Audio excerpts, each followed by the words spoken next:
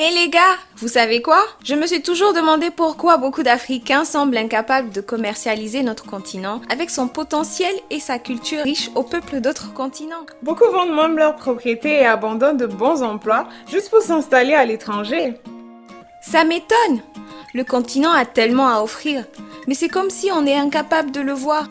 Saviez-vous qu'en 2016, les startups technologiques ont levé plus de 129 millions de dollars en financement et investissement?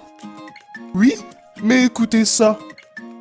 En 2018, l'ambassade des États-Unis a collecté plus de 7 512 500 dollars en frais de demande de visa de la part des Africains. Et ça, seulement de ceux qui ont été acceptés. Quoi? Vous êtes tellement naïfs. Ne savez-vous donc pas qu'à part les riches, seulement ceux qui ont voyagé pour l'Europe et l'Amérique sont respectés ici, en Afrique? Leurs familles sont toujours fiers de dire « Mon fils ou ma fille est en Europe ». Pourquoi leur famille ne serait-il pas fière de dire « Mon fils et ma fille travaillent au Nigeria ou au Sénégal » Est-ce que nous, les Africains, ne valorisons rien de ce qui vient de notre propre continent? Bref, allons au café. Je dois consulter mes emails avec le Wi-Fi gratuit. Excusez-moi, s'il vous plaît. J'étais en train d'écouter votre intéressante conversation. Je suis venu ici en vacances depuis les États-Unis. Puis-je me joindre à votre conversation si cela ne vous dérange pas? Oh, mais bien sûr, s'il vous plaît. Je m'appelle Ekuya et voici Nana et Chini. Vous venez de quel état? Maryland. Quelle coïncidence! Je voyage dans quelques semaines. J'espère que vous ne partez pas pour de bon, hein? Pourquoi donc? Vous n'aimez pas là-bas? Les gens dans mon église prient et jeûnent pour avoir des visas, cartes vertes et voyagent illégalement. Et vous voulez faire le contraire? Personnellement, je me sens soulagé sans stress de rentrer à la maison. Mais pourquoi? Franchement, je suis fatigué. Mon pays me manque et les Américains eux-mêmes font face à de nombreux défis au quotidien, mais n'en parlent même pas. Détrompez-vous, nous les immigrés faisons face à l'itinérance et la discrimination raciale à l'étranger. Ne croyez pas à toutes ces choses que vous voyez dans les films et les clips musicaux. J'aimerais revenir chez moi et contribuer au développement de mon pays. Essayez d'imaginer que nous, les Africains, produisons juste la majorité des produits que nous consommons. La triste réalité est que de nos jours, nous refusons d'acheter les produits fabriqués localement parce que nous les considérons sous normes. Nous considérons les produits importés comme des produits de qualité. Nous sommes fiers de dire « Mes chaussures viennent d'Italie, mon vin vient de France, mes cheveux sont brésiliens ou indiens. » En plus, la plupart des produits que les Américains utilisent ne sont pas fabriqués en Amérique. Effectivement, c'est vrai. La plupart de ces produits sont manufacturés dans des pays comme le vôtre. Il est très commun de trouver des sociétés milliardaires ayant leurs usines situées dans les pays en voie de développement grâce à l'abondance en main-d'œuvre et en ressources naturelles. N'est-il pas vrai que la vie est plus belle ailleurs? Regardez-nous aujourd'hui. Nos institutions sont dans le chaos et la jeunesse au chômage. On a du mal à joindre les deux bouts. Quelles sont nos options? Cependant, les Européens nous apportent tellement de choses. Aujourd'hui, nous portons leurs vêtements, adorons leurs dieux, mangeons leurs plats et portons leurs noms comme Viviane, Jean, etc. J'appelle ça être moderne et je vois aucun mal à ça. Moderne, hein? Eh bien, nous continuerons toujours à être au désavantage si nous ne devenons pas proactifs. Aucune technologie ne nous est destinée. Voyez vous-même, la médecine, la machinerie et même l'éducation nous sont offerts par l'Occident.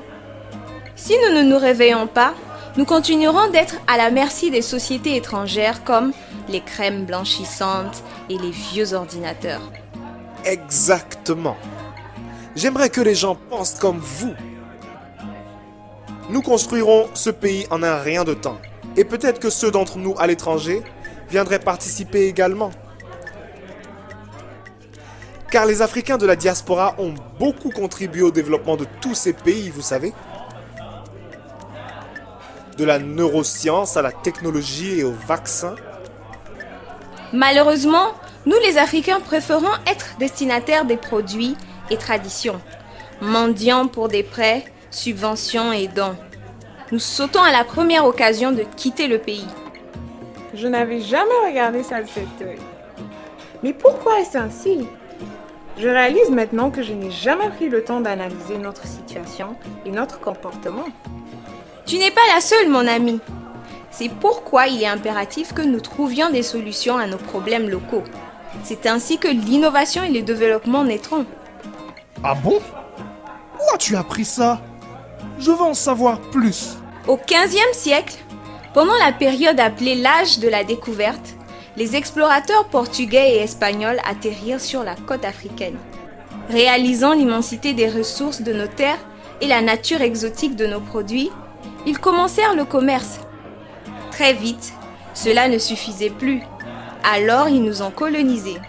La colonisation ne prit fin qu'en 1960.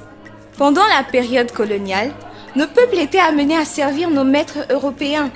Ils étaient forcés à apprendre leur langue, culture et tradition. Nos institutions furent démantelées et considérées comme sous-normes. Notre souveraineté et notre amour-propre furent perdus ainsi que notre capacité de réfléchir pour nous-mêmes. Nous commencions à considérer notre propre peau, nos valeurs culturelles et traditions comme primitives.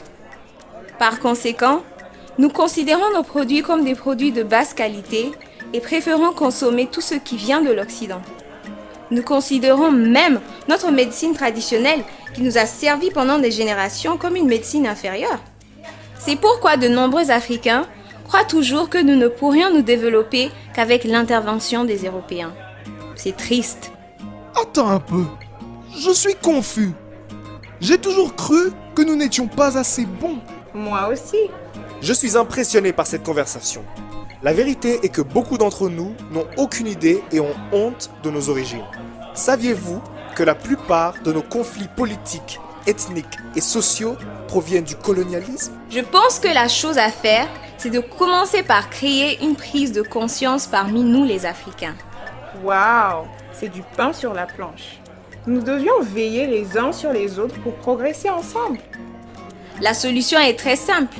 Nous devons changer notre perspective et notre perception des choses. Soutenir et promouvoir les belles initiatives, qu'on y soit personnellement affilié ou non. Si nous sommes responsables de certaines décisions publiques, faisons-le en pensant au bien commun. Si nous sommes amenés à employer des gens, faisons-le en se basant sur leurs compétences.